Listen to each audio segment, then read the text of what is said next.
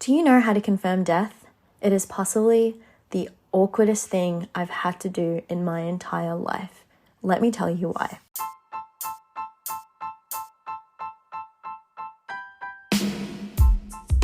Hey, what's up guys? It's Confessions of a Doctorholic with Dr. Slayman. So let me tell you guys about the first time that I had to do a death confirmation assessment. It's honestly probably one of the most awkward things I've done in my life. For those of you who don't know what it entails, I will insert the link in the description below, but I'm also going to describe to you what I had to do on this podcast.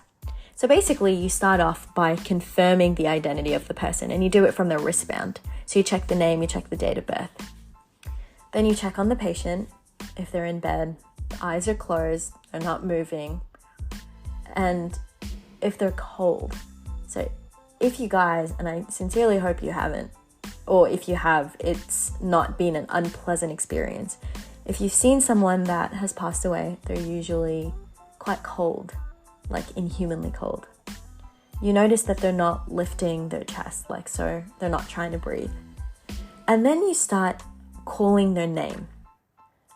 And then you squeeze their neck or like lightly pinch them. So that's like painful stimuli that you're trying to elicit, and there'll be no response. Then you check the carotid pulse, so those are the pulses in the neck. You check if you can palpate them, so like basically if you can feel them in the neck. And then you go to the eyes. And that, hands down, is the creepiest thing ever. They're usually fixed, and they're usually dilated, so they're quite wide, and they're equal on both sides. And then you take your stethoscope and you put it on the person's chest and you wait there for 3 minutes. And you basically hear sloshing about, but you don't hear any heart sounds and you can't hear any breathing. And that too, you do it for 3 minutes. And then you just write down death confirmed at, like, you put the date and you put the time.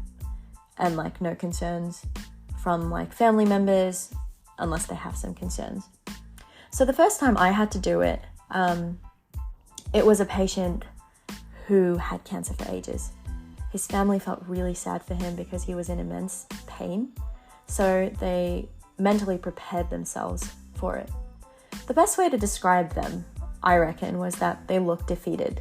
They knew that it was coming. They knew that there wasn't anything in our power or their power to change what was happening, and then just wanted their loved one to be at peace and to go away with the least amount of pain. So I walk into the room and they're there. And I know that their loved one passed away. They already know it, but I feel super awkward. And I'm thinking, do I do this confirmation with them in the room or do I kick them out? Because like, all I'm thinking is like, oh my God, I have to call their loved one's name. And they know he's not going to respond. Are they hoping that he will respond? And I'm just like, honestly, just like overthinking the whole thing. So I go in and I manage to word vomit. I'm introducing myself and I'm literally like kind of like mumbling and speaking quite fast. Then I ask them like, do you want to stay? Do you want to leave? I'm trying to explain what I'm going to do. I reckon I probably made it a little bit more awkward for them than it needed to be. And I also explained that this is something that we do for everyone that passes on.